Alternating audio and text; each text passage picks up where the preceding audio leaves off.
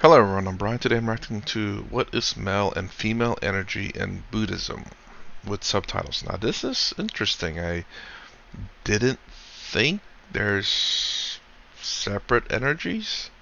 And again, I don't know what energies he's specifically talking about. So, I'm curious to hear what it is.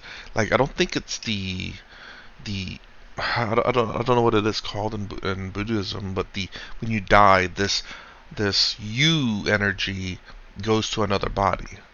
Because obviously he did say in the other videos that you have come back as a man, a woman, a firefighter, or whatever else throughout the entirety of history of mankind. That you have been born in many different kinds of positions and sex, of course. So to say there's a separation between male and female energy, I'm kind of curious as wherein lies that.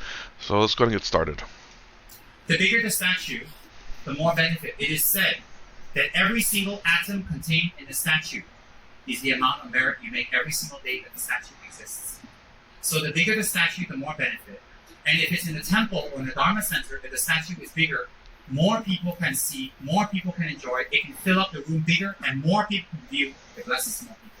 And also, the more materials you put into the statue to make it that big is how much expenditure you have used.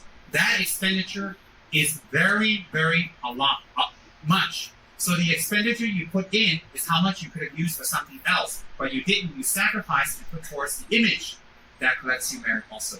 Why? It takes you away from me to give to others. Whatever altar we make, whatever offerings we make at whatever altar doesn't make a difference. If it's our personal Lama's altar, there's a double purpose. We also help our Lama due to his busy schedule to maintain his altar and make offerings to collect merit for the organization. And at the same time, we collect merit for ourselves. If we don't have the fortune to make offerings for our Lama's altar directly, if we make offerings anywhere and think that the offering we're making to is one with our Lama, the merit is exactly the same. When the stupa is placed on your head, does it activate our chakras in the body? Which chakra? The 7 chakras in our The body. head chakra. The 7 chakras in our body. If you make your mind focus on bodhicitta, bodhicitta is an altruistic motivation to be a benefit to others, free of benefiting oneself. If you think like that and it's placed on your head, yes, the chakra of compassion will be activated. Yes. So it sounded like he said there, if you're already thinking like that, it will help, it will activate it even more, or activate it. If I heard him correctly. I guess I was hoping you would have a follow-up. So like, what if you're not like that? Would it activate then? Like, maybe you want to be a person who becomes selfless, not selfish, but selfless, and by having this item placed on your head, that it would help you activate that specific center or specific chakra.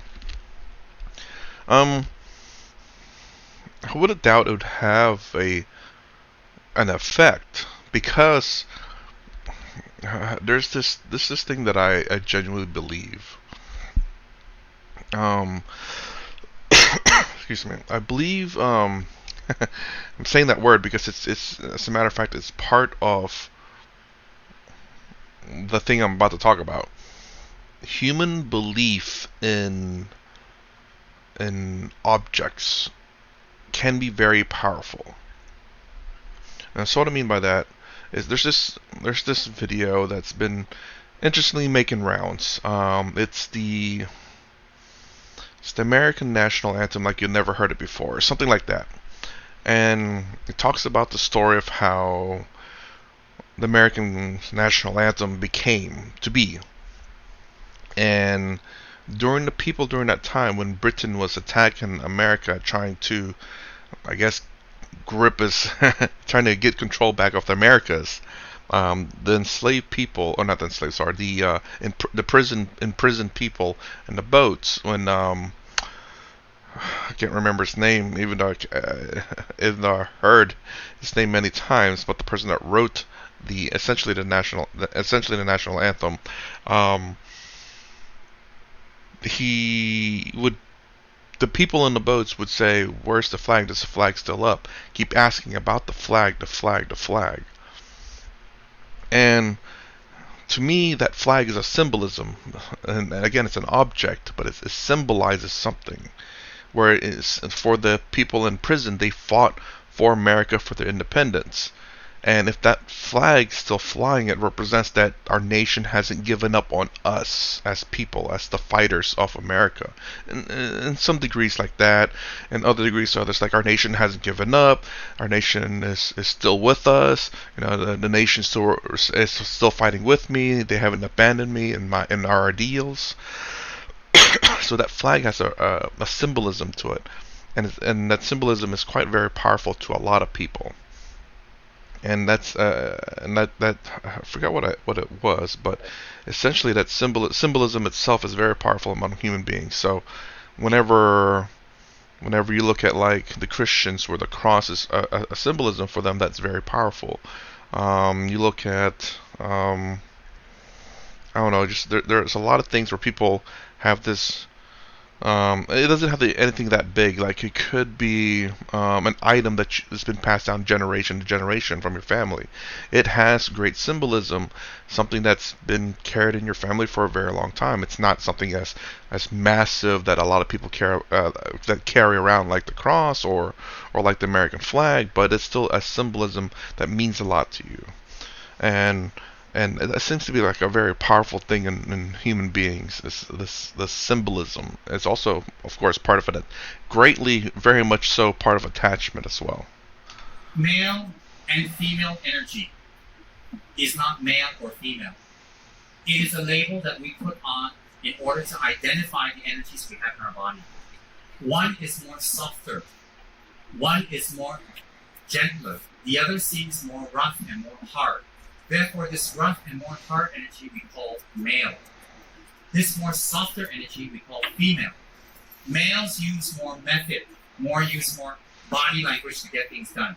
Females are not physically as strong, but mentally equal. So they use ways to get things done, methods and ideas. So this method and idea is related to wisdom, because with us emanating in female form, we associate with wisdom or female energy because females use more thinking energy to get things done.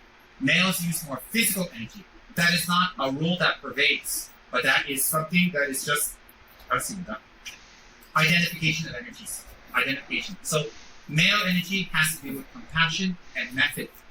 It has to do with day. It has to do with sun. It has to do with more force.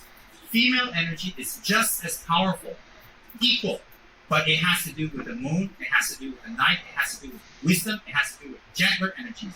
But one cannot be without the other. Both are in all of us. All men and all women have equal male and female energies. It's what manifests more according to their body. So if they reincarnated as a male, for most people, the male energy will come out more. The female energy is there but latent. And the same for women. The female energy is more stronger, but the male energy is latent there. So when we do tantra practice such as Hiruka, Vajrayini, Guya Samaja, Kala Chakra, we activate both energies to become aligned. So we have two wings instead of one. Okay? That's a little more subtle. We have to talk about that during tantra class. Okay. Okay. So, I mean, yeah, okay. So it's not a separation of energies necessarily. It's an energy that we both have. Obviously, we all have emotions. And there are some emotions that are probably associated more with men versus female. And that's based on our testosterone and estrogen levels and stuff. And this is something that you can see excuse me, for people who take testosterone, they notice they tend to get angrier easily, much easier than they normally do. And but it's again, at the same time, this is something that's not exclusive to males. We all have a little bit of testosterone and estrogen in our body. It's a development, and I'm kind of associating those with male and female energies here. It's just another physiological thing that we have that are, again, associated with male and female, that we have both, but one is stronger than the other. I do believe we have both. I'm not a scientist, I'm not a biologist, but I think we do have both. Um, and yeah, as a matter of fact, we do have both. I remember now. But it's just that as men, as we get older, our testosterone level drops, and I think same thing for females. When they get older, their estrogen level drops a little bit because it's something that you don't. Once you're older, you don't. I don't think you really need. Anyways, so interesting.